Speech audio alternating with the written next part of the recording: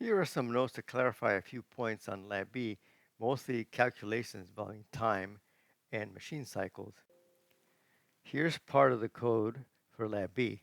And what we're doing is we're writing a number FF, which is 111111.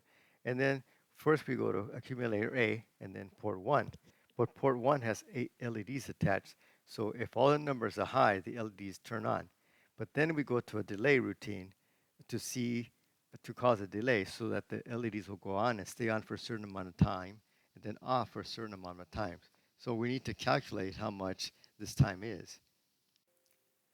The microprocessor has a crystal that runs at 11.092 megahertz, but then it has a divide by 12 circuit so that the frequency is actually 11.092 megahertz divided by 12, or 921 kilohertz.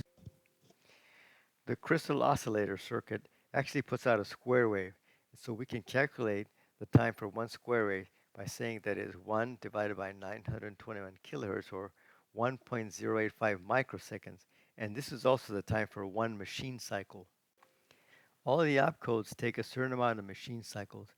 Move, one machine cycle. No op, one machine cycle. Decrement and jump if not equal to 0, 2 machine cycles. If we add all these commands together, we see we have 6 machine cycles, and these are contained inside the delay loops. The loops are indicated on the first slide and indicated them by arrows.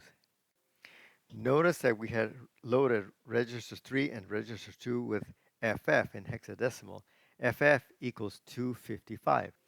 Now we can calculate the time that the LEDs will be high by saying it's 255 times 255 times 6 machine cycles times 1.85 microsecond, and that equals 423 milliseconds. And then of course the time low is equal to the time high. The time high and the time low equals 849 milliseconds.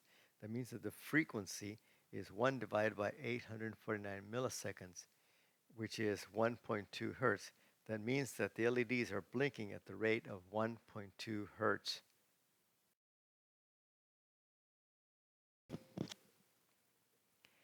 Here I am demonstrating flip, and then we go through all the steps as indicated. Pick the device, AT89C51RD2, and then connect to the COM port, and then push the button, and then hit sync, and then load the hex file. The hex file was created with Kyle. And then once you load the hex file, you go through the routines where you erase, blank check, program, and verify, but that you do that all in one step using the run button. It takes a long time because you have to erase the device and download the program and verify and so on. So it takes some time to get the program onto the device.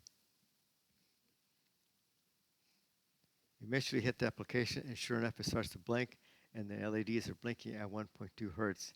This is a very low rate because if you go any faster, then the eye will not be able to see it, and the eye will see that the lights will be continually on.